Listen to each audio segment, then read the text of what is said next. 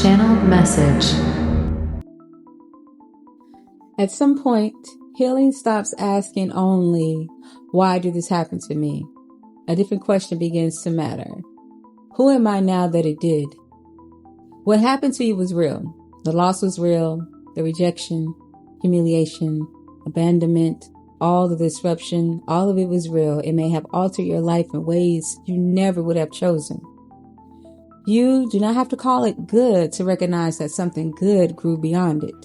It happened to you, but eventually parts of it began working for you. It exposed what you had been tolerating. It ended relationships you kept trying to repair alone. It revealed where you were living beneath your own standards and how often fear had been making decisions in your name. The experience did not deserve credit for your growth. You do. You are the one who had to decide what would happen next. You could not control what was done, but you became responsible for what will be allowed to remain. You had to decide whether the wound would become your identity or whether it would become information. So, what did you learn? Not the polished lesson people expect you to produce once enough time has passed. What did the experience actually teach you about your boundaries, your instincts, your relationship with God, and the version of yourself you are no longer willing to abandon? What did you learn? Perhaps you learned that love cannot survive on potential alone. Perhaps you discovered that being needed is not the same as being valued. Maybe you finally understood why your body kept revisiting environments your mind was determined to explain. The lesson may not arrive as wisdom, but it may have appeared as exhaustion.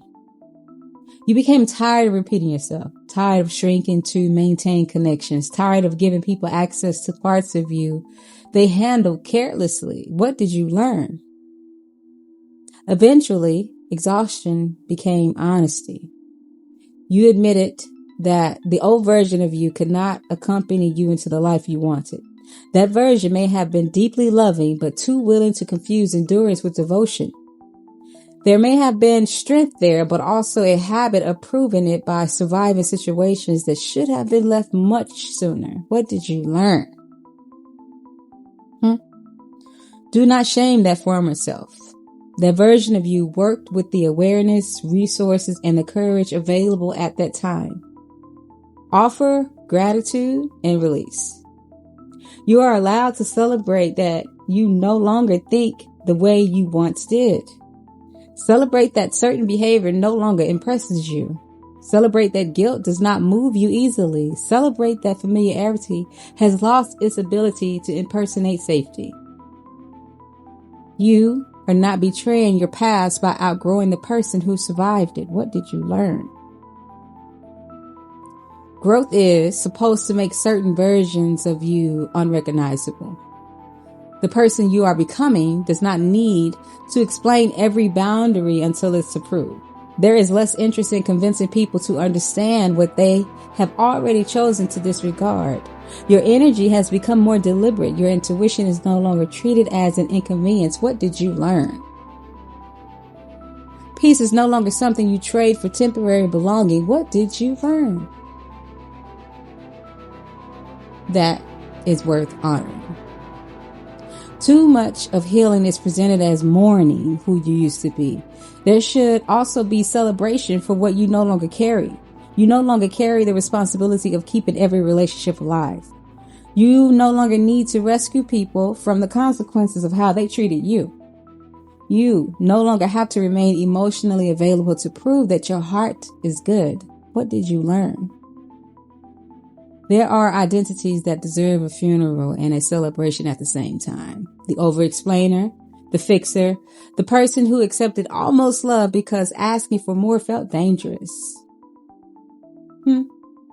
The self who stayed alert to everyone else's needs while becoming increasingly absent from their own life. What did you learn?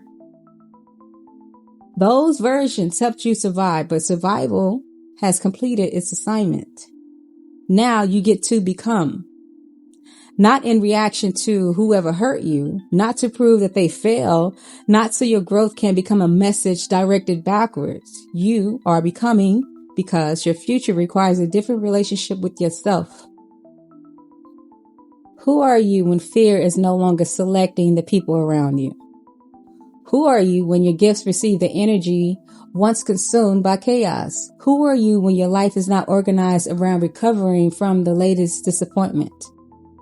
Those questions are not demands for immediate answers. They are invitations.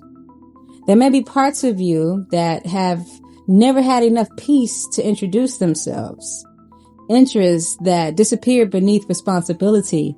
Desires you dismissed because survival seemed more urgent. A voice that became quiet after spending too long in environments where honesty came with consequences. Let those parts return. You do not have to know exactly who you are becoming before you honor the fact that you are no longer who you were.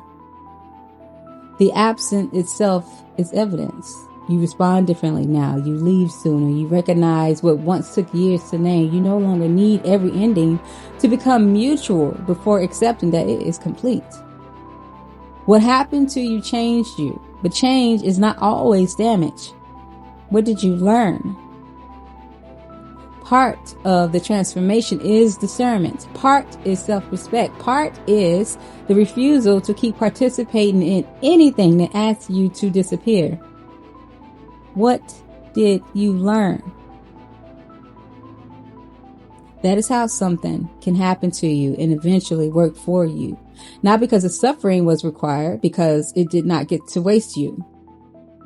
You extracted wisdom without excusing the source. You found direction without calling the destruction divine. You allowed God to meet you inside what happened and lead you somewhere the people involved never intended for you to reach. Now, look at who remained. Look at who emerged. There is a person here who knows more, sees more, and is less willing to bargain away their own spirit. Celebrate that. Celebrate the boundaries that once felt impossible. Celebrate the silence where chaos used to live. Celebrate the person who no longer needs to be chosen by people incapable of choosing with integrity. The old version of you deserves compassion. The current version deserves recognition. And the person you are becoming deserves room. What happened to you is part of the story. It is not the final definition of who you are. You are no longer the only person who endured it. You are the person who learned, released, and continued. Do not spend so much time grieving what ended that you fail to welcome who arrived in its place.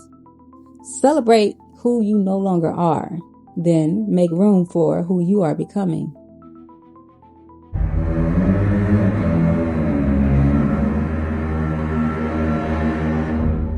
End of message.